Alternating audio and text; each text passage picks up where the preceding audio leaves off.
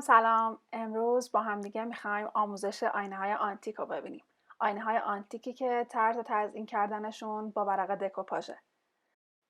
لوازم مصرفی که قراره توی این آموزش با همدیگه داشته باشیم و توی توضیحات ویدیو نوشتم. امیدوارم با دقت بخونید و تهیهشون کنید تا بتونیم یه آموزش خوب با هم داشته باشیم. برای آنتیک کردن آینه روش‌های زیادی هست که همونطور که گفتیم اینجا ما از ورق دکوپاژ قراره استفاده کنیم. برای شروع لازمه که آینه‌تون رو به صورت پشت و رو روی سطح مسطح مثل میز قرار بدین. زمانی که واسه آنتیک کردن آینه ها دارین استفاده میکنین از روش هایی که دارم میگم، همیشه در نظر داشته باشید که چون ما داریم پشت آینه کار میکنیم، این طرح باید جلوه نهاییش رو جلوی آینه داشته باشه. یعنی هر کاری که شما دارین میکنید باید برعکس انجام بدین. ورق دکوپاژتون رو انتخاب کنید. نقاطی که دوست دارید از اون ورق دکوپاژ روی آینه‌تون قرار بگیره رو جدا کنید. اگر نیاز به دوربری داره اونها رو دوربری کنید و به حالت همونطور که گفتم پشت و رو پشت آینه قرارش بدید. شکل دور اون ورق دکوپاژتون رو با ماژیک یا مداد یا هر وسیله دیگه که طرحش میتونه روی آینه بمونه دورش رو بکشید روی پشت آینه و طرحتون رو بردارین و کنار بذارید. اینجا ما قراره از رنگبر استفاده کنیم. رنگبر یه ماده خیلی خطرناکیه. بهتره موقع استفاده از رنگبر حتما و باز هم حتما از ماسک و دستکش یک بار مصرف استفاده کنید و تا آخر کار با رنگبر اونها رو در نیارید. استفاده از رنگبر توی تکنیک آینه های آنتیک باعث میشه که تو مرحله اول رنگبر جیوه پشت آینه رو بلند کنه و بعد از بلند شدن جیوه از جوهرنمک یا جرمگیر استفاده میکنیم برای اینکه آینه رو شیشه‌ای کنیم. خیلی مهمه بدونید که بعد از استفاده از رنگبر پشت آینه، جیوه آینه‌ای که بلند میشه اون جیوه خاصیت سمی داره و حتما برای جمع‌آوری جیوه سطح آینه باید از یه مشمعای فریزر جداگانه استفاده کنین و جیوه های بلند شده از سطح آینه رو توی اون مشمعای جداگانه بریزین و اون مشمع رو به صورت جدا توی سطل آشغال بندازین. حالا که همه اینا رو دونستیم با قلمو به آرومی رنگبر رو روی اون نقاطی که باید و مشخص کردیم با ماژیک میکشیم و صبر میکنیم تا رنگبر اثر کنه.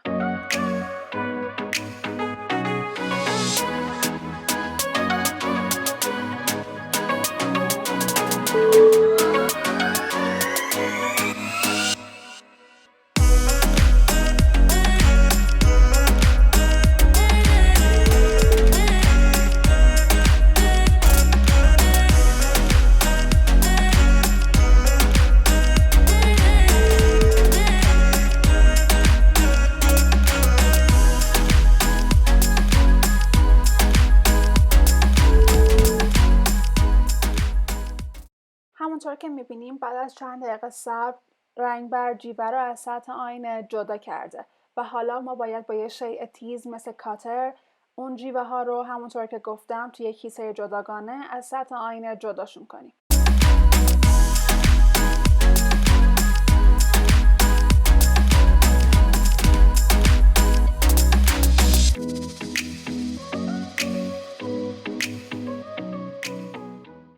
حالا نوبت استفاده از جرمگیر میرسه.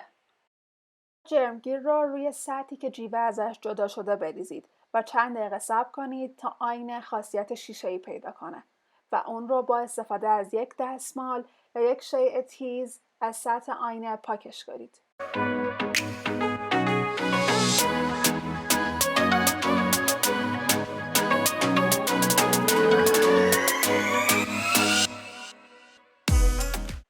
خب همونطور که میبینید با استفاده از رنگبر و جرمگیر تونستیم اون نقاطی که مشخص کرده بودیم از روی آینه رو به شیشه تبدیل کنیم.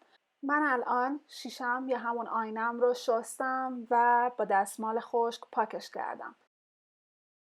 برای چسبوندن طرح دکوپاژمون پشت آینه احتیاج به چسب DM5 یا چسب چوب داریم که اینجا من از چسب DM5 دارم استفاده میکنم. با استفاده از قلمو یا تامپون یا هر وسیله دیگه که دم دستتون هستش، چسب DM5 رو روی طرح دکوپاژتون بزنید و روی قسمت شیشه‌ای شده آینه بچسبونید. برای اینکه مطمئن بشید تمام طرحتون روی قسمت شیشه‌ای چسبیده، با یک کارت بانکی یا خطکش اون رو هواگیری کنید.